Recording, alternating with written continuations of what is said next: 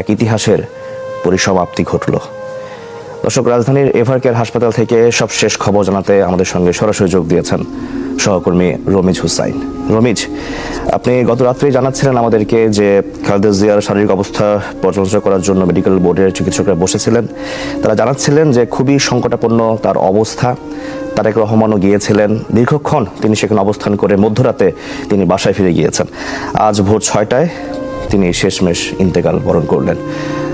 জানাবেন সেখানকার এখন কি পরিস্থিতি, নেতাকর্মীরা সবাই এসেছেন কিনা, তারেক রহমান সেখানে এসেছেন কিনা, পরিবার সহ এসেছেন কিনা, সবকিছু মিলিয়ে আমাদেরকে বিস্তারিত জানাবেন রবিজ।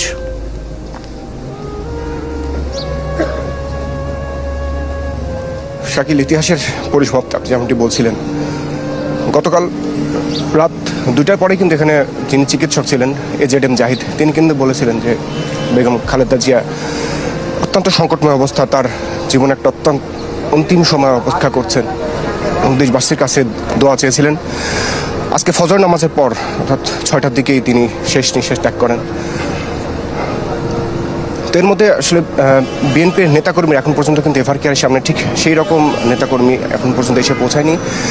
এখন তো মাত্র ভোরের আলো কিন্তু ফোটেনি, ঝিরিঝিরি কুয়াশা পড়ছে। এরই মধ্যে আমি যদি আপনাকে একটু দেখাই, এখানে কিন্তু বিএনপির সে সমস্ত আসলে স্থানীয় যে সমস্ত নেতাকর্মীরা রয়েছেন তারা কিন্তু আসতে শুরু করেছেন, এবং তবে কেন্দ্রীয় নেতারা কেউই আসলে উপস্থিত হয়নি।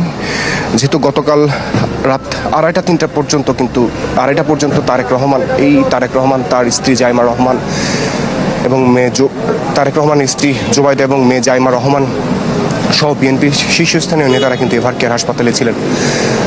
সবশেষ যখন ব্রিফ করে তার কিছুক্ষণ আগে তারেক রহমান এখান থেকে বের হয়ে যায়। আসলে তার চেহারাতে তার মাঝে অনেক বেশি অসুস্থ, সেটি কিন্তু তার চেহারার মধ্যে ফুটে উঠেছিল, আমরা যখন দেখেছিলাম।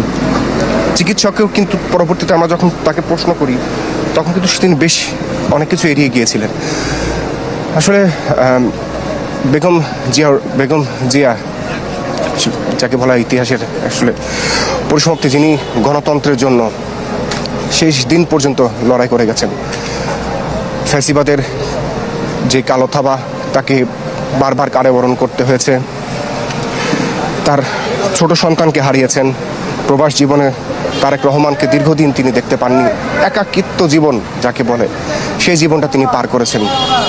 তারপরেও তার যে মৃত্যু, সেই মৃত্যু আসলে এটা তো চিরসত্য, এটা তো আসতে হবে। তবে